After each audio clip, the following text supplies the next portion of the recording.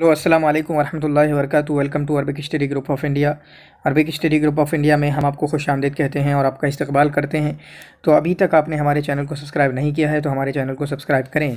तो आज की जो वीडियो है, जैसा कि आप देख पा रहे हैं, an overview about the book तारीख़ुल अदब अल अरबी हसन ज़ैयाद की जो किताब है तारीख़ुल अदब अल अरबी, इस किताब का काफ़ी महत्व है।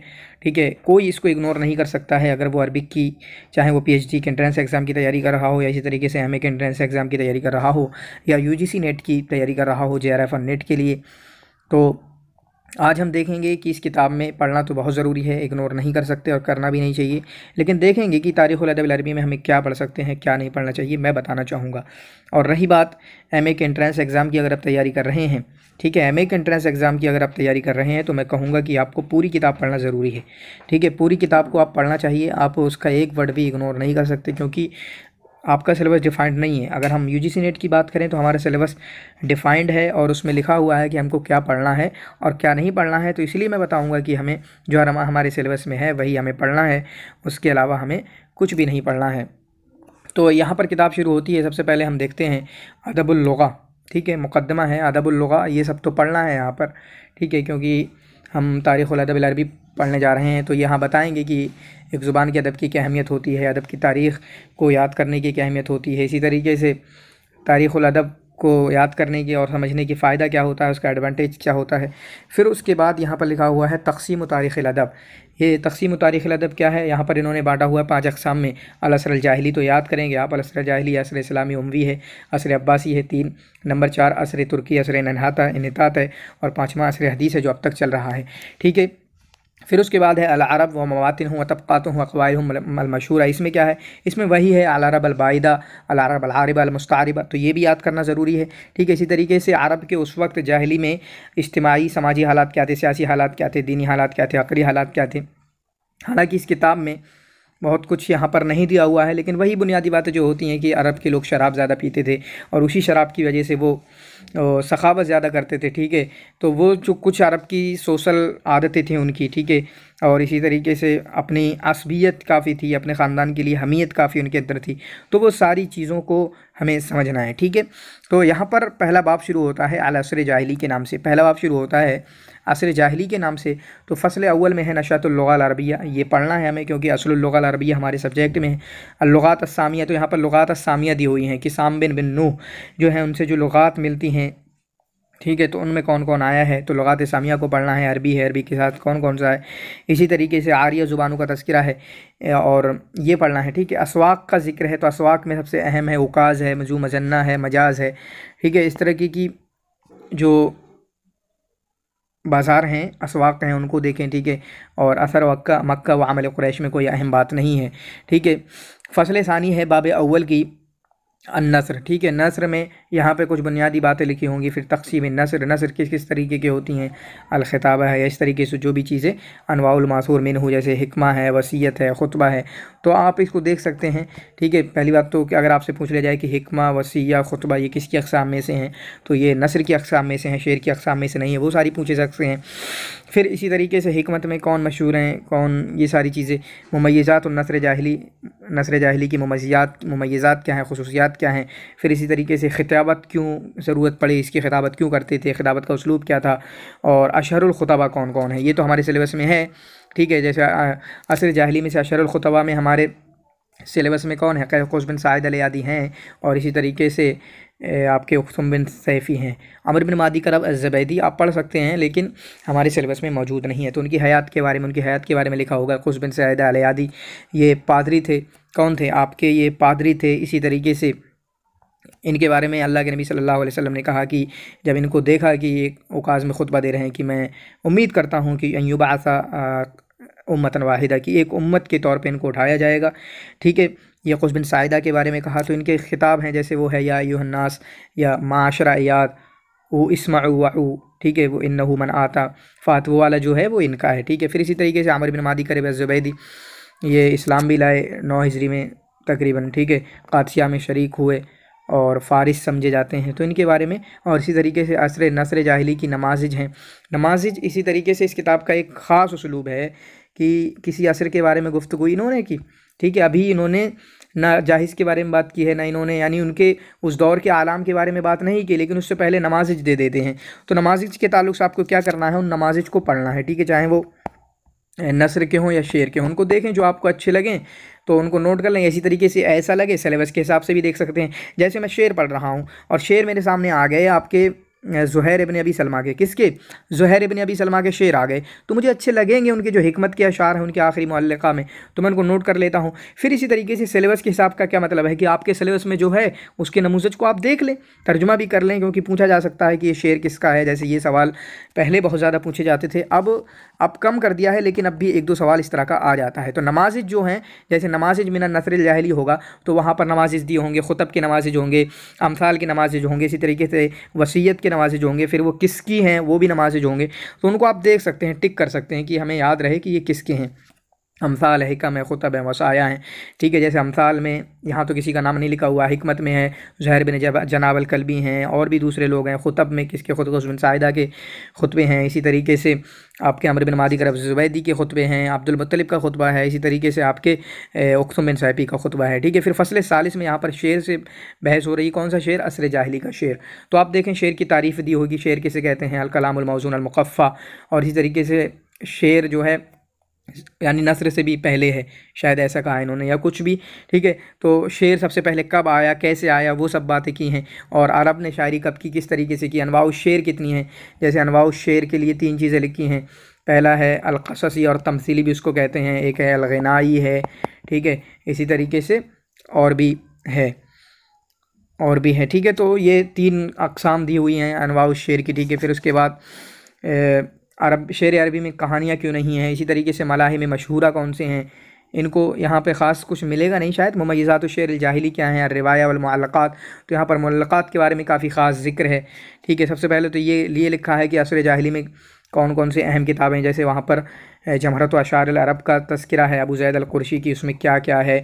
और इसी तरीके से मुअल्लक़ात के बारे में है कि मुअल्लक़ात को ये काफ़ी अहम है, इनको मुतहबात कहा जाता है, इसको सुमूद कहा जाता है। और इसी तरीके से हम्माद अर्राविया ने इनको जमा किया है।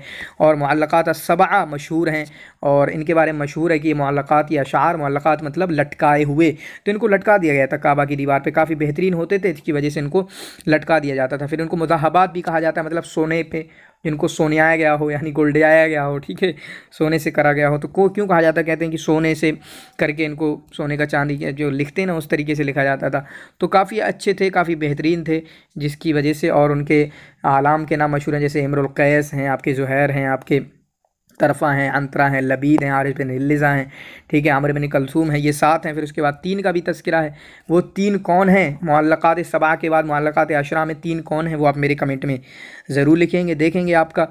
तो अगर हम अपने सिलेबस की बात करें तो मुअल्लक़ात सबा में से सिर्फ 4 का तज़किरा है, इमरुल कैस, ज़ुहैर बिन अबी सलमा, तरफ़ा, और इसी तरीके से आमिर बिन कुलसूम, शायद अगर मैं सही हूँ, ठीक है। यानी हारिस बिन अंतरा बिन शद्दाद, तरफ़ा नहीं है, कौन, तरफ़ा नहीं, अंतरा बिन शद्दाद हैं, ठीक है। यानी उन 7 में से आपके लबीद का तज़किरा नहीं है, इसी तरीके से हारिस बिन हिल्लिज़ा का तज़किरा नहीं है, इसी तरीके से आपके तरफ़ा का तज़किरा नहीं है।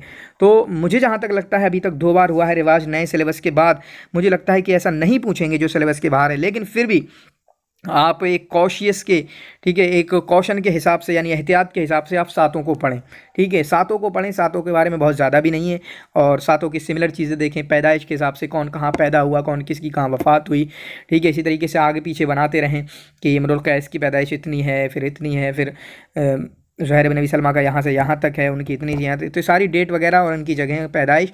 और फिर उसके बाद इनमें क्या होता है, मुअल्लक़ात हैं, जो मुअल्लक़ात में क्या याद करना है, मुअल्लक़ात में सबसे पहले तो उनके आपको मताले याद करना है। जैसे इमरुल कैस का क़िफ़ा नबकी मिन ज़िक्रा हबीबी व मंज़ली, ज़ुहैर बिन अबी सलमा का मिन औफ़ा दिमनतुन लम तकल्लमी बिहौमानत दर्राज फल मुतसल्लमी। इसी तरीके से आपके तरफ़ा का हुआ, आपके अंतरा का हुआ, लबीद का हुआ, इन सारे के मुअल्लक़ात याद करना है। फिर इनके मुअल्लक़ात में कौन कौन से बुहूर में हैं उनको याद करना है। जैसे अगर मैं कहूँ इनके बुहूर में से, जैसे इमरुल कैस का है आपका, ठीक है, इमरुल कैस है, ज़ुहैर है, तरफ़ा है, इनका बहर तवील में है, लबीद का अंतरा का बहर कामिल में है। इसी तरीके से आपका आपका आमिर बिन कुलसूम का बहर वाफिर में है, और इसी तरीके से आपका हारिस बिन हल्लिज़ा का बहर खफ़ीफ़ में है।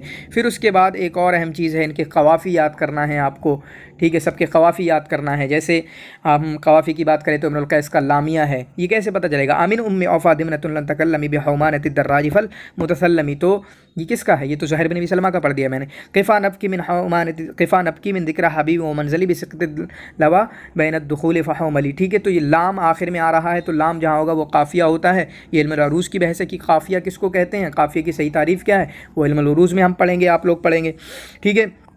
तो काफ़िया इस तरीके से याद करना है। लामिया किसका हो गया? आपका इमरुल कैस का हो गया। फिर इसी तरीके से मीमिया आपका अंतरा बिन शद्दाद का है, ज़ुहैर बिन अबी सलमा का है। तरफ़ा बिन अब्द, अब्द अब्द दाल है तो दालिया हो गया। आमिर बिन कुलसूम का फ़खरिया है, नूनिया हो गया, ठीक है। लबीद बिन रबिया का वो किस में है, ठीक है। फिर हारिस बिन हल्लिज़ा का हाइया है या हमजिया है, वो इस तरीके से ये चीज़ें जो अहम हैं आपको याद करना है, ठीक है। फिर यहाँ पर लिखा है नमाज़ मिन शेर अल जाहिली, तो जो नमाज़िज हैं ना, जो नमाज़िज दिए हुए हैं शेर जाहिली के, जो आपके सिलेबस में हो उसके अशार को पढ़ के देख लें, एक बार तर्जुमा कर लें, देख लें, बस तर्जुमा करना, बस जहन में फंस जाएगा इंशाअल्लाह। फिर उसके बाद यहाँ ने शुआरा जाहिली के तबक़ात का बयान किया है, जैसे अश्शुआरा अल जाहिलियून हैं, ठीक है। फिर उसके बाद आपके मुखज़रमून हैं, फिर मुअल्लदून हैं, ठीक है। ये असल सबसे अहम अलग अलग तरीके से इनकी वो की गई है, अलग अलग तरीके से इनकी तक़सीमात की हैं। दो तक़सीमात का जिक्र किया है हसन सय्यात ने। पहली तक़सीम का जिक्र किया है कि ये बढ़ते हैं असर जाहिली यानी जाहिलियून, फिर उसके बाद इस्लामीयून, फिर उसके बाद मुअल्लदून, फिर उसके बाद आपके शायद यही तक़सीम है, ठीक है, यही मुखज़रमून, ठीक है, मुखज़रमून होगा शायद या इस्लामीयून, ये तक़सीम है। फिर इसी तरीके से एक और इनकी तक़सीम है, शायद वो 4 तबके हैं या 5 तबके हैं। जैसे पहले तबके में इमरुल कैस, नाबिगा और ज़ुहैर का तज़किरा है, तो ये तबके का याद करना भी आपका ज़रूरी है। मैं कहूँगा कि आप याद कर लें, अगर अभी तक आपका ज़हन नहीं गया है।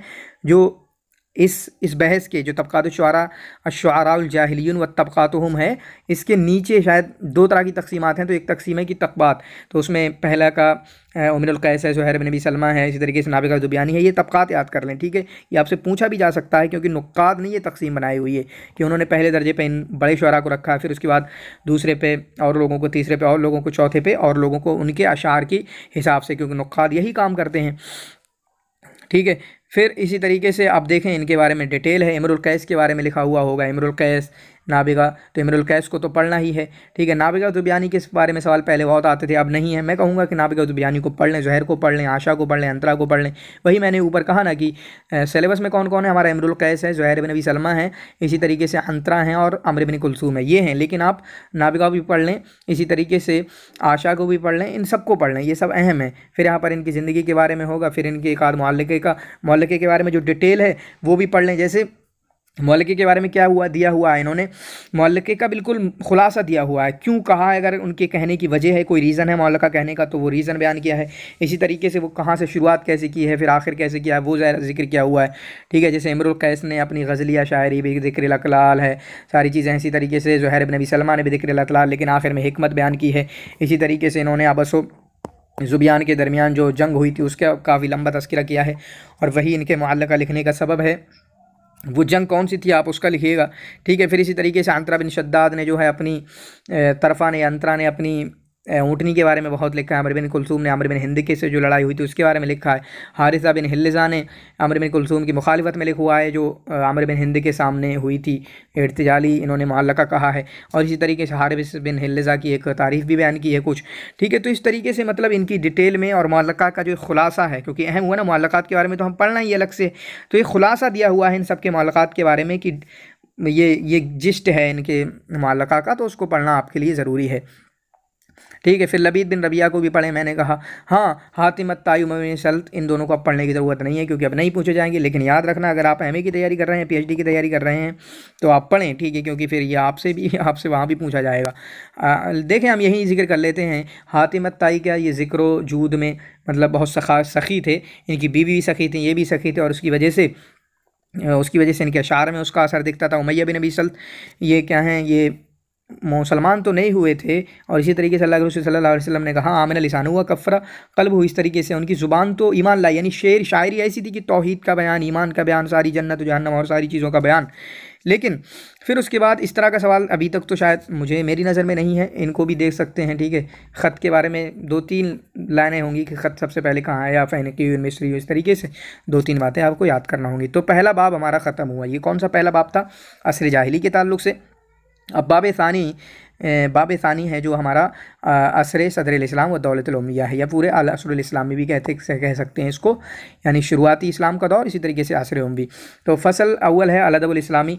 यहाँ पर ये अल अवामिर अल मुअस्सरा फ़िल अदबिल अरबी, ये पूछा जा सकता है, ठीक है, ये पूछा जा सकता है कि अदब इस्लामी में कौन कौन से अवामिल हुए। जैसे मतलब अदब बदलेगा ना, लोगों के मिजाज बदल गए, लोगों की सोचें बदल गई, लोगों के नया दीन मिला, तो अलग शायरी होगी उनकी, ठीक है। तो वो देख सकते हैं 7-8 का जिक्र है, उनको आप याद कर सकते हैं, एक बार लिख सकते हैं, एक बार पढ़ सकते हैं। इसी तरीके से हालुल जज़ीरतुल अरबिया, ये समझ में ही नहीं आएगा, पढ़ने की ज़रूरत भी नहीं है। जाहिलियत और इस्लाम का माना क्या है, थोड़ा लफ्ज़ी माना, जैसे जाहिलियत क्या है, ये सफ़ाहत से माखूज़ है। किससे? जाहिलियत क्या है, ये सफ़ाहत से माखूज़ है। यानी जाहिलियत, जहल के एक माना है जहल के, यानी जो इल्म के ख़िलाफ़ है, सिद्दुल इल्म है, लेकिन यहाँ पर जाहिलियत जो है वो सफ़ाहत से माखूज़ है। जैसे अमर इब्न कुलसूम ने कहा ला यजहलन अहदुन अलैना, हम पर कोई वो ना दिखाए बहुत बड़ा कि हम बहुत बड़े हैं और बेवकूफ़ाना, हम उनसे बड़े, मतलब वो हैं, दिमाग ख़राब हो जाएगा हमारा, वो वाला जाहिलियत, ठीक है। फिर उसी तरीके से यहाँ पर तग़य्युरुल अक़लिया अल अरबी, यानी लोगों के जहन किस तरीके से तब्दील हुए, इस्लाम यहाँ पर देख सकते हैं। बाकी असरुल फुतूह फ़िल हयातिल अरब, यानी जो फतूहात हुई मुख्तलिफ़ दौर में, चाहे अल्लाह के रसूल सल्लल्लाहु अलैहि वसल्लम के दौर में, अबू बकर के दौर में, उमर के, उस्मान के, अली के दौर में, तो उनसे क्या फ़र्क पड़ा कि दूसरी कौमों से मिले, ठीक है। वहाँ कहते हैं उस वक्त की रूम और ईरान, कैसर व किस्रा, ये सबसे अहम समझी जाती थी उस वक्त, उनको पछाड़ा और उनसे आगे निकल के आए, ठीक है। फिर उसके बाद फ़सल सानी है दूसरे बाब की, मसादिरुल अदब इस्लामी। अदब इस्लामी के मसादिर क्या हैं? अल कुरान अल करीम, ये आपके जहन में होना चाहिए, अल हदीस, ठीक है। कुरान करीम, हदीस। कुरान करीम को जानते हैं आप, ठीक है, उसका उसलूब क्या है, उसका एजाज़ किसको माना जाता है, कुरान का उसलूब क्या है, ठीक है। फिर उसके बाद यहाँ से भी सवाल पूछे जा सकते हैं, और ये शायद अब भी हमारे सिलेबस में है जहाँ तक मुझे याद है, ठीक है। और इंशाअल्लाह इसको मैं यूट्यूब पे ही आपको कराने की कोशिश करूँगा। और इसी तरीके से अगराज़ व मानी क्या हैं, इसमें याद करना होता है कुरान कब नाजिल हुआ, कितने में नाजिल हुआ, इसकी आयतें कितनी हैं, इसकी सूरतें कितनी हैं, और भी मक्की ये सूरतें कितनी कैसी होती हैं, मदनी सूरतें कैसी होती हैं, वो सारी चीज़ें। फिर कुरान की जमो तदवीन है, वो भी काफ़ी अहम होती है, और इसी तरीके से कुरान का एक हिस्सा, ठीक है। क्योंकि कुरान की कोई आयत देकर आपसे पूछ भी सकते हैं ये कुरान है, हदीस है, या फिर कोई किताब का नाम देके ये भी पूछ सकते हैं। फिर हदीस क्या है? हदीस क्योंकि अल्लाह के रसूल सल्लल्लाहु अलैहि वसल्लम सबसे बड़े, चुनांचे आप सल्लल्लाहु अलैहि वसल्लम ने कोई कौल कहा कि मैं सबसे बड़ा कुछ हूँ, इस तरह कुछ लिखा हुआ है। और इसी तरीके से मंज़िलतुद्दीन, या दीन में कैसा है, इसी तरीके से लुग़वी और तारीख़ी अहमियत क्या है इसकी, और कुरान से कितना अलग है। फिर उसके बाद हदीस को कैसे वज़ा किया गया। फिर ये भी है कि हदीस की तारीख़ भी, तदवीन, ठीक है। जैसे ये सवाल पूछा जाता है कि हदीस की तदवीन कब हुई, ठीक है, सानी, दूसरे हिजरी में, पहली हिजरी में, तीसरे हिजरी में, ठीक है, वो वाली तारीख़ पूछी जाती है। तो हदीस की तदवीन के सिलसिले में आता है कि उमर बिन अब्दुल अज़ीज़ ने, किसने? उमर बिन अब्दुल अज़ीज़ ने शहाब ज़ोहरी से कहा कि तुम हदीस की तदवीन टाइप है, ऐसा कुछ, तो दूसरी सदी हिजरी में, ठीक है। फिर शेर जाहिली है और अदब अजनबी है। तो पूरे मसादिरुल अदब इस्लामी कितने हुए? 4 हुए, ठीक है। मसादिरुल अदब इस्लामी कितने हुए? यहाँ पर आपने देख रहे हैं नंबर 1 कुरान है, फिर हदीस है, फिर शेर जाहिली है, फिर अल अदबुल अजनबी है। अल अदबुल अजनबी मतलब जो फ़ॉरेन, वही ना कि दूसरी कौमें आकर मिलने लगी थी, फिर उनसे फ़ारसी है या रूमानी है या यूनानी है, उनसे काफ़ी कुछ सीखा। फिर इस दूसरे बाब में तीसरी है अनवाउल अदब इस्लामी। अदब इस्लाम की अनवा क्या है? तो शेर है। सबसे पहले अहद नबूवत में उसकी हालत क्या थी, तो यहाँ पर ये बताने की कोशिश की है कि शेर कम हुआ या ज़्यादा हुआ, ठीक है। थोड़ा सा शेर ज़्यादा हुआ था, कम हुआ था बल्कि, ठीक है। असर इस्लामी में जाहिली के मुकाबले में शेर थोड़ा कम हुआ था। हालांकि शुरुआती दौर में, असर इस्लामी के शुरुआती दौर में जाहिलियत की वही अंदाज़ रहा था, ठीक है। यानी असर इस्लामी का शेर का अंदाज़ वही रहा था जो जाहिलियत में था। फिर उसके बाद मारकतुल हिजा बैन कुरैश वल मुस्लिमीन, जो कुरैश के लोग शायरी करते थे, और कुरैश शायरी में अल्लाह के रसूल सल्लल्लाहु अलैहि वसल्लम की हिजा करते थे, जैसे काब बिन ज़ुहैर का तज़किरा आता है, और भी बहुत सारे लोगों का। तो आप ये भी देख सकते हैं किन किन लोगों का नाम आता है कि वो हिजा करते थे अल्लाह के रसूल की, सुफियान वगैरह, आमिर बिन आस वगैरह। फिर उस वक्त मुसलमानों की तरफ से कौन हिजा, उनकी मतलब कुफ़ार की हिजा करता था, जैसे हसन बिन साबित हैं, अब्दुल्ला बिन रवाहा हैं, और मलिक कोई नाम है, ठीक है। फिर असरुद्दीन वल हदारा फ़ी तहलील नहदत शेर अल अरबी, फिर यहाँ पर तासर शेर इख्तलाफ मदाहिर आयात, ठीक है। खसाइश शेर फ़िल इराक़, इसको थोड़ा सा देख सकते हैं, खसाइश शेर फ़िल इराक़, क्योंकि इराक़ के आप अख्तल जरीर फ़रगदग ये लोग वहीं के ही हैं, ठीक है। ये अहम चीज़ हो सकती है, थोड़ा सा देख लें कि क्या खसूसियात हैं। 2-3 अल्फाज मिलेंगे सिर्फ, और कुछ नहीं, 2-3 अल्फाज मिलेंगे, उसको नोट बना लें बस इस तरीके से। फिर अख्तल जरीर फ़रगदग के बारे में इनके हिजा की डिटेल है, थोड़ा सा देख सकते हैं, बस पढ़ सकते हैं कि हिजा कैसे कैसे की है इन्होंने एक दूसरे की, ठीक, एक दूसरे की कैसे हिजा की है। फिर इसी तरीके से शेरुल खवारिज हैं, इसके लिए भी थोड़ा सा पढ़ सकते हैं, क्योंकि आपको 2-3 पॉइंट मिलेंगे बस, क्या 2-3 पॉइंट मिलेंगे कि इनका शेर कैसा होता था, ये अपने मज़हब की तायीद में क्या क्या करते थे। फिर उसके बाद नमाज जुम्मिन से शेर अरबी है। फिर मैंने बताया कि मुख्तलिफ शुआरा, सिर्फ मशहूर नहीं, अख्तल नहीं, फ़रज़दक नहीं, बल्कि और भी बहुत सारे जुआल हैं, काब बिन जुआल हैं, बगीत हैं, फ़गीस हैं, सारे सबके मतलब उनके भी नमाज़ दिए होंगे। तो मैंने कहा कि जो आपके सिलेबस में बंदे मौजूद हैं, बस आपको उनका सिलेबस, उनके नमाज़ देखना है कि इनकी नमाज़ क्या क्या दिए हुए हैं, और उनको देख सकते हैं कि अख्तल के कौन कौन से अशार दिए हुए हैं, क्योंकि वो आपसे पूछा जा सकता है कि ये किसका शेर है। फिर अख्तल के क्या हैं, फ़रज़दक के क्या हैं, जरीर के क्या हैं, ये आपके सिलेबस में मौजूद हैं। उमर बिन रबिया के क्या हैं, वो तो असर इस्लामी में समझे जाते हैं, ठीक है। अल-फ़स्ल राबिअ, अल-फ़स्ल राबिअ चौथी फ़सल है शुअरा व तबक़ातुहुम, ठीक है। शुअरा तबक़ात में जाना, शुअरा मुख़ज़रमीन में से काब बिन ज़ुहैर, खनसा, हस्सान बिन साबित अल होता है, ये चारों आपके उसमें मौजूद हैं। यहीं से इनकी डेट भी याद कर सकते हैं। मैं कहूँगा कि इनकी डेट करने में काफ़ी कन्फ्यूज़न है, तो आप लोग ज़्यादा सब चीज़ें ढूंढने की कोशिश ना किया करें, एक एटीट्यूड बनाएं, जितना मिलेगा मिल जाएगा, बिला वजह से क्यों ज़रूरत पड़ेंगे। काब बिन ज़ुहैर का हमने पढ़ा, जब हसन ज़य्याद को नहीं मिल पाया सही तरीके से, तो हमें उतना पढ़ने की क्या ज़रूरत है, ठीक है। तो हसन से काब बिन ज़ुहैर का जितना भी जिक्र कर दिया गया हम उतना याद कर लेते हैं। अगर हिजरी जिक्र है तो हिजरी याद कर लेते हैं, ईसवी जिक्र है तो ईसवी याद कर लेते हैं, ठीक है। इतना कर लें तो ये चारों ही हमारे सिलेबस में, काब बिन ज़ुहैर भी, ठीक है, इसी तरीके से खनसा भी, इसी तरीके से हस्सान बिन साबित भी, और इसी तरीके से होता है अभी, ठीक। इनके बारे में वीडियो लंबी हो जाएगी, थोड़ी बहुत बात कर सकते थे। फिर उसके बाद शुआरा इस्लामीयीन में से हैं आपके उमर बिन रबिया हैं, यानी उम्वियीन और शुआरा इस्लामीयीन। अख्तल भी सिलेबस में है आपके, फ़रज़दक भी सिलेबस में है, जरीर भी सिलेबस में, तिरमा बिन हकीम, ये तिरमा बिन हकीम शायद खवारिज के हैं, अगर मैं सही हूँ तो मुझे बताइएगा, ठीक है। तो ये चारों हमारे सिलेबस में हैं। कौन? ये चारों हमारे सिलेबस में हैं, और इनकी सही तरतीब क्या है, ठीक है। ऊपर वालों की भी सही तरतीब क्या है वो आप मुझे बताइएगा। इन शुअरा मुख़ज़रमीन से ये भी सिलेबस में हमारे, इनकी सही तरतीब क्या है। फिर उसके बाद इन चारों की सही तरतीब क्या है, इनकी पैदाइश के हिसाब से, ठीक है, वफ़ात नहीं, दोनों की पैदाइश के हिसाब से बताना है। तो तिरमा बिन हकीम को नहीं पढ़ना है। अगला है अन्नस्र वल ख़िताबा, ठीक है। नस्र वल ख़ताबा असर जाहिली में, तो ख़ुताबा यानी असर इस्लामी में तो ख़ुतबा हैं मोहम्मद रसूलुल्लाह, उमर बिन अब्दुल ख़त्ताब, अली बिन अबी तालिब, साहबान बिन वाइल हैं, ज़ियाद बिन अबी हैं, ज़ियाद बिन अबी हैं जिनका खुतबा बतरा है। फिर हज्जाज बिन यूसुफ़ हैं। तो इनके बारे में ज़िंदगी में कुछ ना कुछ दिया हुआ है। तो इस वक्त मोहम्मद रसूलुल्लाह हमारे सिलेबस में नहीं है, लेकिन चूँकि हदीस हमारे सिलेबस में है तो मोहम्मद रसूलुल्लाह को पढ़ना भी ज़रूरी है। उमर बिन ख़त्ताब को स्किप कर सकते हैं, साहबान बिन वाइल भी नहीं है, और इसी तरीके से बाकी हैं। यहाँ पर एक तारिक बिन ज़ियाद जो हमारे सिलेबस में है उनका जिक्र नहीं है, तो तारिक बिन ज़ियाद को हम दूसरी जगह से पढ़ सकते हैं, ठीक है। मोहम्मद रसूलुल्लाह को पढ़ें, अली बिन अबी तालिब को पढ़ें, ज़ियाद बिन अबी को पढ़ें जिनका खुतबा बतरा है। इसी तरीके से हज्जाज बिन यूसुफ़ को पढ़ें। हज्जाज बिन यूसुफ़ की पैदाइश क्या है, 40 हिजरी है शायद, और इनकी वफ़ात को आपको कमेंट में लिखना है, ठीक है। फिर उसके बाद किताबत में असर उम्वी में अब्दुल हमीद बिन याहया हमारे सिलेबस में है। इनकी नशअत हयात अब्दुल हमीद बिन याहया वो हैं जिन्होंने सबसे पहले लिखना शुरू किया, 75 में इनकी पैदाइश, और इसी तरीके से 132 में इनकी वफ़ात है। किताबत में कितना असर था, इनका उसलूब क्या था, कुछ इनकी मिसालें हैं वो देख सकते हैं। हाँ, जैसे अब्दुल हमीद बिन याहया है, इनकी मिसालें भी देख सकते हैं आप, क्योंकि ये सवाल तो मतलब मेरे एमए के प्रिपरेशन में मैंने देखा, वहाँ एंट्रेंस में भी आए, और इसी तरीके से आपसे ही पूछे जा सकते हैं। फिर अब इनके असर में जो असर इस्लामी है, यहाँ पर नस्र की कुछ मिसालें दी होंगी, हिकम की, खुतमों की, रसाइल की। तो मैं फिर वही बात कहूँगा कि आपके जो सिलेबस में है अगर उसका नाम दिया हुआ है यहाँ पर एग्जाम्पल्स में, यानी कोई शेर देखे कि काला हक अख्तल काला अब्दुल हमीद, तो उसके शेर में से आप देख सकते हैं कि चलो इसको देख लेते हैं, पढ़ लेते हैं, अगर क्या पता पूछ भी लिया जाए, ठीक। फिर उसके बाद ये पढ़ सकते हैं आप थोड़ा सा नहू क्या है, उलूम फिल असर उम्वी अल ख़त्त बाद अल इस्लाम, हालांकि अहम नहीं है लेकिन फिर भी एक नज़र तो डाल ही सकते हैं। बाब सालिस क्या है, अल असर अल अब्बासी, बाब सालिस क्या है, अल असर अल अब्बासी। तो असर अब्बासी में देखते हैं, यहाँ पर हमारे सिलेबस के हिसाब से बहुत कुछ नहीं मिलेगा, बस ये है कि अल असर ज़हाबी इसको कहा जाता है, ठीक है, और 1-2 पॉइंट और मिल जाए बस, और उसके अलावा कुछ नहीं माने ऊपर। फिर अल फ़स्ल अल अव्वल है अल लुग़त व असर अल फुतूह सियासिया, ये सेम बात है, ठीक है। यहाँ भी मतलब हमें फैक्ट की ज़रूरत होती है ना, यहाँ भी कोई ख़ास चीज़ नहीं मिलेगी, यहाँ भी कोई चीज़ ख़ास चीज़ नहीं मिलेगी। फिर उसके बाद अल-फ़स्ल सानी में है नस्र है, क्या है फ़स्ल सानी में नस्र है, तो किताबा है, किताबा में फ़ारसी का कितना असर पड़ा, और इसी तरीके से थोड़ा सा यहाँ पे देख सकते हैं किताबा, ठीक है। नस्र नस्र कौन कौन सी है, किताबत है, फिर उसके बाद खिताबत भी थी। खुतबा में दाऊद बिन अली, दाऊद बिन अली क्या हैं, ये आपके असर अब्बासी के हैं। आपने देखा 2 सवाल अभी आए कि लईसा मिन खुतबाइल असरिल जाहिली, तो दाऊद बिन अली जो हैं असर अब्बासी के खुतबा में से हैं, ठीक है। ये पहले था, हमारे सिलेबस में नहीं है, ठीक है। खिताबत में हमारे असर अब्बासी में इस वक्त मैं समझता हूँ कि कोई भी नहीं है हमारे सिलेबस में, ठीक है, खिताबत में। और इसी तरीके से नमाज नसर में तौक़ियात हैं, खुतब हैं। तौक़ियात के बारे में बस इतना समझ लेना कि तौक़ियात होती क्या है। तौक़ियात क्या होती हैं, ये फ़रमान होते हैं, ठीक है। जैसे बुलेटिन बोर्ड होता है ना हमारी यूनिवर्सिटी में, तो ये फ़रमान होते हैं बादशाह जो अपने सामने लटका देते हैं कि ऑर्डर के तौर पे।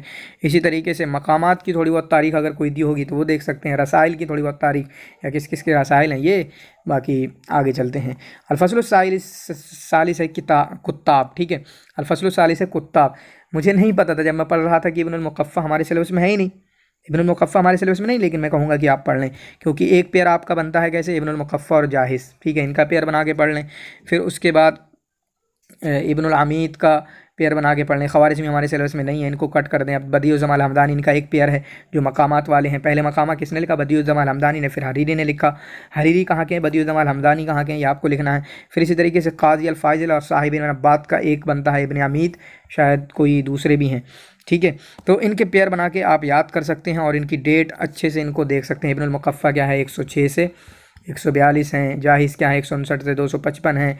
इब्नुल अमीद का क्या है, ठीक है, इब्नुल अमीद का मुझे 267 है क्या है, ठीक है, वो देख लेना। 297 से 367 ऐसा कुछ है, ठीक है। साहिब अब्बाद का क्या है, बदियुज़्ज़माल हमदानी का क्या है, हरीरी का क्या है, क़ाज़ी फ़ाज़िल का क्या है, 526 से 596 क़ाज़ी फ़ाज़िल का है, ठीक है। तो इस तरीके से इनके बारे में डिटेल थोड़ा सा आप देख सकते हैं, ठीक है। इब्नुल मुक़फ़्फ़ा की किताबें कौन सी हैं, ठीक है। इब्नुल मुक़फ़्फ़ा की किताबें आपकी सबसे पहले कलील दिमना है, सहाबा है, अल-अदबुल कबीर है, अल-अदबुस सग़ीर है, जाहिज़ की अल-बयान वत-तबीन अल-बुख़ला है, और इसी तरीके से आपकी अल-बयान वत-तबीन किताबुल हैवान है। इब्नुल अमीद के कुछ बिनाउल मुदुन, शायद इनकी एक रिसाला है बिनाउल मुदुन। तो इन्होंने क्या काम किया, इनके काम क्या हैं, किसके वज़ीर रहे, वज़ीर मुअय्यदुद्दौला या इस तरह कुछ लिखा हुआ है। साहिब बिन अब्बाद, इनका नाम क्या है, अबुल क़ासिम इस्माइल, अबुल क़ासिम इस्माइल। तो साहिब इनको क्यों कहा गया, क्योंकि ये जो बादशाह था मुअय्यदुद्दौला या अमीदुद्दौला, कोई से दौला, ठीक है, तो वो उनके साथ रहते थे। इसी तरीके से बदियुज़्ज़माल हमदानी हैं, इनका इनके मकामात हैं। तो मकामात में इनका बतल कौन है, ठीक है, इनका बतल कौन है, इनका रावी कौन है, अबुल फ़तल इस्कंदरी इनका बतल है, रावी कौन है, ईसा बिन शाम है। इसी तरीके से हरीरी है, इनका बतल कौन है, इनका अबू ज़ैद अस्सरूजी इनका बतल है हरी, और इनका रावी कौन है, इनका रावी आपका हुम्माम है, ठीक है। फिर इसी तरीके से क़ाज़ी अल-फ़ाज़िल के बारे में क्या मशहूर है, इनकी किताबें हैं कुछ, ठीक है, इनकी किताबें हैं। इसी तरीके से सलाहुद्दीन अल-अय्यूबी के वज़ीर हैं, ये वो ज़्यादा अहम है, ठीक है। फिर अगला है फ़स्ल राबे, शेर के बारे में आता है वाला से, यानी असर अब्बासी में शेर। तो असरुल हज़ारा, यहाँ पे तो बहुत कुछ नहीं मिलेगा आपको, ठीक है, यहाँ पे तो बहुत कुछ नहीं मिलेगा। फिर वही नमाज़ दी हैं हमासा में, इनके असर अब्बासी के शुअरा का कुछ लिखा होगा, मदह में, रिसा में, हिजाब में। तो मैंने वही बात कही है, अगर आपके सिलेबस में किसी बंदे के शुअरा की मिसाल दी हुई है तब तो आप पढ़ेंगे, बाकी नहीं पढ़ेंगे। फिर यहाँ से आपने देखा कि इन्होंने बड़ा अच्छा किया है, हमें यहीं से याद हो जाता है शुअरा बगदाद, ठीक है। अबू नवास हमारे सिलेबस में, बशार इब्न बुर्द हमारे सिलेबस में है, अबू लताई हमारे सिलेबस में है, अबू नवास हमारे सिलेबस में है। इब्न रूमी है नहीं, मुझे लगता है, ठीक है। इब्नुल मोतज़ नहीं है, शरीफ रज़ी तरक़ात, यानी तीनों नीचे वाले नहीं हैं, ठीक। ऊपर वाले 1 2 3 4 ज़िक्र हैं, ठीक है, 4 ज़िक्र हैं, और लिखा है शुअरा बगदाद, यहीं से हमें याद हो गया, ठीक है। असर अब्बासी में कौन शुअरा बगदाद में से है और कौन शुअरा शाम में से जो आगे आएगा, ठीक है, यहीं से ही हमें याद हो गया, ठीक है, यहीं से ही हमें याद हो गया। तो बशार इब्न बुर्द ये बगदाद के ही हैं, बाकी डिटेल और बहुत सारी हैं। तो इनको शायरुल गज़ल कहा जाता है, अबू लताइया को शायरुल ज़ुहद कहा जाता है, अबू नवास को शायरुल क़मर कहा जाता है, इब्न रूमी को शायरुत ततय्युर नहीं कहा जाता बल्कि बदशगुनी वाला कहा जाता है, ठीक है। तो ये पढ़ना है, क्या पढ़ना है, ये पढ़ना है, उसके अलावा और कुछ नहीं पढ़ना है। बाकी एक हिंट मिल रहा है, एक पॉइंट मिल रहा है कि हमें ये शुअरा बगदाद के हैं ये चारों, बाकी 8 हैं शुअरा अब्बासी में से। तो आगे 5 आ रहे हैं शुअरा शाम के, जो शाम के शुअरा हैं मुतनब्बी हैं, इसी तरीके से आपके अलबोहतरी हैं, और इसी तरीके से अबू तम्माम हैं, और अबुल आला मुअर्री हैं, वो शाम के हैं। तो उनको भी आगे देखते हैं, ठीक है, इनको भी आगे देखते हैं। शेर व शुअरा फिर शाम के अंदर, ठीक है, अबू तम्माम है, बोहतरी हैं, मुतनब्बी हैं, अबू फ़रास नहीं है, अबुल आला हैं, ये 4। तो 4 ऊपर से 4 बगदादी, 4 आपके शामी। यहीं से ही याद हो गया कि बगदादी शामी कौन है, अबू तम्माम, अल बोहतरी, अल मुतनब्बी, इन तीनों की तो बड़ी जमती है। फिर अबुल आला मुअर्री कुछ अलग हैं, ठीक है। अबू तम्माम हबीब बिन औस अबू तम्माम है, अल-बहतरी इनका पूरा नाम क्या है, अबू बादा, इस तरीके से जो भी नाम है। मुतनब्बी का पूरा नाम क्या है, इनकी वफ़ात क्या है, ठीक है। अबुल अला अल-मुअर्रिफ़ फ़लसफ़ा वगैरह में बहुत ज़्यादा मशहूर, तो ये सारी चीज़ें, ठीक है। तो ये सब आपको पढ़ना है। अगला है शेर व शुअरा फ़िल अंदलुस, तो ये तो हमारे सिलेबस में ही कौन सा यूनिट है, यूनिट 3। तो गोया कि यूनिट 3 से भी मिल गया है यहाँ पे। मैं समझता था कि हमारा सिर्फ 2 यूनिट कवर हैं और थोड़ा सा सिर हदीस, तो यूनिट 3 का भी कुछ है यहाँ पर, ठीक है, और बहुत अच्छा है, ठीक है। अब्दुर्रहमान दाखिल थोड़ा सा बस पढ़ सकते हैं कि अश्शर और शुअरा, 1-2 पॉइंट आपको यहाँ से मिल सकते हैं यहाँ पर, ठीक है। 1-2 पॉइंट आपको यहाँ से मिल सकते हैं, बाकी नमाज़िज में वही करना है। अगर हमारे सिलेबस में है तब तो पढ़ेंगे उनके नमाज़िज को और देख सकते हैं, याद कर सकते हैं, तर्जुमा कर सकते हैं। फिर इब्न अब्दुर्रब भी हमारे सिलेबस में है, इनकी एक दिल फरीद है, काफ़ी अहम है। इब्न हानी भी हमारे सिलेबस में, इब्न हानी को क्या कहा जाता है, इब्न हानी को मुतनब्बिल गर्ब कहा जाता है। इब्न ज़ैदून भी हमारे सिलेबस में, इनको बहतरीउल मगरिब कहा जाता है। इब्न हमदी सस्सक़ली हमारे सिलेबस में नहीं है। इब्न खफ़्फ़ाज अल-अंदलुसी हमारे सिलेबस में है, इब्न खफ़्फ़ाज अल-अंदलुसी हमारे सिलेबस में है, और इनको कहा जाता है शाइरुत तबीआ या सनूबरुल अंदलुस लिसानुद्दीन अबुल ख़तीब, हमारी सिलेबस में नहीं है। तो जो मैं कह रहा हूँ कि हमारे सिलेबस में नहीं है, उसको अच्छे तरीके से ध्यान रखना। अब यहाँ पर है इस पॉइंट की हमारे सिलेबस में कोई ज़रूरत नहीं है, और इसी तरीके से एमए वालों के लिए भी कोई ज़रूरत नहीं है। मैं नहीं समझता कि इब्न फ़ारिस वगैरह कभी सिर्फ आप खाली हों तब पढ़ लें, ठीक है।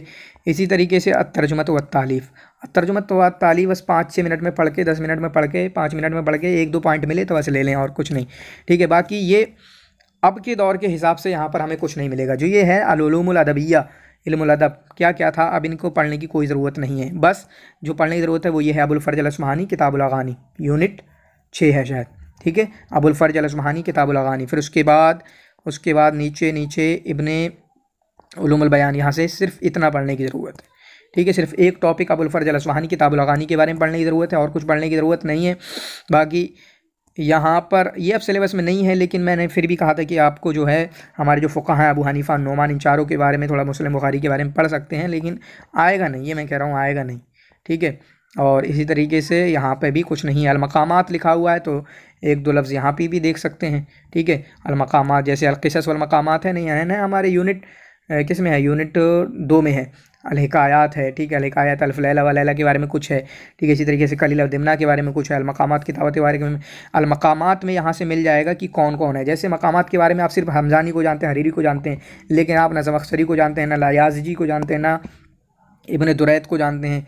इब्न दुरैद, ठीक है, या मुबर्रिद हैं, इन दोनों में से कोई एक है, नाम थोड़ा सिमिलर है, इस वजह से मुझे कन्फ्यूज़न है, ठीक है। तो पता चल जाएगा आपको कि किन किन लोगों ने और भी लिखा है आपके मक़ामात में, उसको पढ़ सकते हैं। अल-बाबुर राबे है, चौथा बाब है आपका असर तुर्की, इसको असर इन्हितात कहा जाता है। ये तो हमारे सिलेबस में है ही नहीं, ठीक है, ये तो हमारे सिलेबस में नहीं है। पहले इनके ताल्लुक से सवाल पूछा जाता था। हाँ, एक बंदे दिख रहे हैं हमें इब्न खल्दून के ताल्लुक से, तो इनके बारे में यहाँ पढ़ सकते हैं, ठीक है। सवाल आएंगे इनसे तो इनकी ज़िंदगी मिल गई, और 1-2 किताब के बारे में, यानी इनकी तारीख़ इब्न खल्दून के बारे में भी होगा, ठीक है। बाब ख़ामिस होता है शुरू हमारा असर हदीस का, ठीक है। तो असर हदीस में ये पढ़ना बहुत ज़रूरी है, ये वाला पढ़ना बहुत ज़रूरी है। यहाँ आपको पता चलेगा कि असर हदीस क्या है, कहाँ से शुरू होता है, और इसी को नहजल हदीसिया कहा जाता है। तो मैंने कहा कि असर इन्हितात में पूरा अदबी, हमारी अरबी का काम जो रुक चुका था। फिर नज़रतुन आम्मा, हालत मिस्र क्या थी यहाँ पर, कि ठीक है, नेपोलियन का जो हमला था 1798 में हुआ, फिर उसके बाद मोहम्मद अली ने क्या किया, क्यों किया, फिर इस्माइल ने क्या किया, ठीक है। इसी तरीके से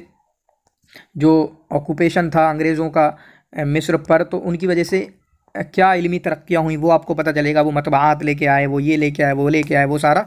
तो ये यहाँ से आपको मतलब बहुत सारे पॉइंट मिल सकते हैं, क्या बहुत सारे पॉइंट मिल सकते हैं। और अगली जो फसल है वो तो आपने देखा ही, यहाँ से एक सवाल भी पूरा बन चुका था कि मिन वसाइल नहज़ल हदीसिया, ये एक पूरा सवाल था। तो वहाँ पर आप देखें मदारिस जो कायम किए, मोहम्मद अली ने कायम किए, मुबारक ने कायम किए थे, इस्माइल ने कायम किए। जामिया अज़हरिया यूनिवर्सिटी है या मिस्री यूनिवर्सिटी है, 2-3 यूनिवर्सिटी का नाम है, वो पढ़ें।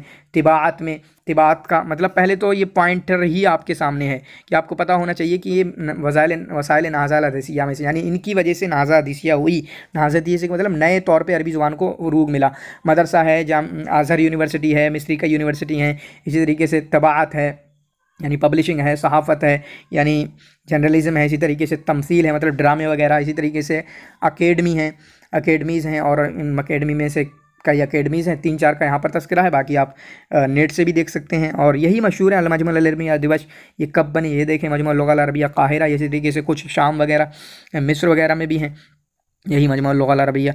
ठीक है, तो इनके बारे में पढ़ना आपके लिए ज़रूरी है। फिर इनकी जो डिटेल दी हुई है कि मदरसा बना, कौन सा मदरसा कब बना, जामिया अज़हरिया कब बनी, कैसे बनी, कुछ डिटेल, जामियत मिस्रिया के बारे में, तिबात के बारे में डिटेल की पहला मतबा कहाँ, दूसरा मतबा कहाँ, पूरी दुनिया में कहाँ, फिर लबनान में, बैरूत में, ऐसा कुछ, सहाफ़त पहला कहाँ, दूसरा कहाँ, तीसरा कहाँ। तो ये टॉपिक पूरा का पूरा आपके लिए अहम है, पूरी डिटेल के साथ पढ़ना ज़रूरी है।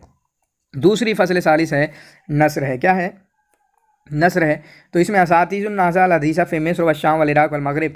तो इसमें सिर्फ नाम लिख लेंगे आप। क्या लिख लेंगे? नाम लिखेंगे, और शायद नाम नीचे आ भी रहे हैं। जैसे असातीनुन नाज़ा अल हदीसिया पता होना चाहिए कि आपके रिफ़ात तहतावी सबसे पहले नाम आपके जहन में होना चाहिए, जो कब 1826 में आपके फ़्रांसा गए। ठीक है, जमालुद्दीन अफ़गानी, ये हमारे सिलेबस में नहीं है, लेकिन सिर्फ आपको पता होना चाहिए कि असातीन नाज़ा अल हदीसा में से हैं, अहमद फ़ारिस अशदियाक हैं। ठीक है, ये हमारे असातीन नाज़ा अल हदीसिया में से हैं। फिर उसके बाद अल उस्ताद उल इमाम मोहम्मद अब्दा हैं, इनके बारे में काफ़ी अच्छा लिखा हुआ है इसमें, नशत हया सिफ़ात अखलाक। फिर इसी तरीके से नमूज़ज इनकी किताबें हैं, रिसालत तौहीद है, और भी आपके उन्होंने तहकीक और शरह की है, शरह नहजुल बलागा है इनकी, शरह मकामात बदियत जमाल हमदानी है। ठीक है, तो मोहम्मद अब्दा के बारे में बहुत अच्छा लिखा हुआ है। शेख अली यूसुफ़ हमारे सिलेबस में नहीं, इब्राहिम अली यूसुफ़ हमारे सिलेबस में नहीं है, इब्राहिम अल-मुअल्ली हमारे सिलेबस में नहीं है। तो सिर्फ मोहम्मद अब्दा हैं यहाँ से। जमालुद्दीन अफ़गानी का सिर्फ मैंने इतना बताया कि इनका याद करना है कि ये असातीन अन्नहदा अल हदीसिया में से हैं। हफ़नी नासिफ़ नहीं है, बाहित अल-बादिया नहीं है, मुस्तफ़ा अल मनफलूती हैं। ठीक है, ये तो आपके आलाम और रिवायात में से, आलाम अल मक़ालात या आलाम अल क़िस्सा में से समझे जाते हैं। ठीक है, तो इसमें सिर्फ दो के बारे में पढ़ना है, मोहम्मद अब्दा के बारे में, और इसी तरीके से मुस्तफ़ा लुत्फ़ी मनफलूती के बारे में। और ये दोनों वो हैं जिनको आलामुल मक़ालात समझा जाता है। ठीक है, आलामुल मक़ालात समझा जाता है, और मुस्तफ़ा लुत्फ़ी मनफलूती मोहम्मद अब्दा के शागिर्द हैं। ठीक है, तो दोनों उस्ताद और शागिर्द के बारे में पढ़ना है, इससे बस। फिर आगे उदावा में से हैं, किसी के बारे में नहीं पढ़ना है, ना तो आपको नासिर जाल जज़ी के बारे में पढ़ना है, ना फ़ासिस सदियाक के बारे में, न बतरबिस्तानी, न इब्राहिम लियाज़ी, न हमज़ल्ला फ़त्तह, इनके बारे में नहीं पढ़ना है। अगला है खुतबा लिखे हुए हैं, जैसे अब्दुल्ला नदीम के बारे में भी नहीं पढ़ना है, मुस्तफ़ा कामिल के बारे में नहीं पढ़ना, साद ज़गलूल के बारे में नहीं। साद ज़गलूल जो हैं, जो सियासतदान थे, इनके बारे में कभी आप अकेले में हों, ठीक है, जब तैयारी नहीं कर रहे हों, तो बस देख लें ये हैं कौन लोग, क्या है इनके बारे में। फिर शुआरा में से महमूद सामी अल बारूदी, बिल्कुल भाई, 1838 से 39 से 1904। इस्माइल सबरी के बारे में नहीं, काफ़ी अहम है लेकिन फिर भी नहीं। ठीक है, उसके बाद अहमद शौकी हैं आपके 1868 से 1932। मोहम्मद हाफिज़ इब्राहीम हैं बिल्कुल 1870 से 1932। जमील सदकी अज़हाबी नहीं है हमारे सिलेबस में, लेकिन थोड़ी सी बस इनकी तारीख़ वफ़ात और पैदाइश दे सकते हैं, कहाँ के हैं। जमील सदकी अज़हाबी आपके इराक़ के हैं, तो थोड़ा सा कवर हुआ है। ठीक है, असर हदीस कितना बड़ा है, 14 तो शुआरा हैं, तो कुल 3 शुआरा का जिक्र करके हसन ज़ैयाद ने क्या कर दिया? कुछ नहीं कर दिया। ठीक है, तो मुश्किल से हम कहें कि 2 यूनिट की भी मुश्किल से तैयारी नहीं होती यहाँ से, लेकिन ये किताब बहुत अहम है क्योंकि यहाँ से वो इबारतें उठा लेते हैं। ठीक है, तो ये वीडियो कैसी लगी? मुझे तो लग रहा है कि बहुत ही हेल्प करेगी सब लोगों की, क्या पढ़ना है नहीं पढ़ना है। तो बताएं, कमेंट में ज़रूर लिखिएगा कि आपको ये वीडियो कैसी लगी। शुक्रन, जज़ाकुमुल्लाह खैर व हसन अल जज़ा।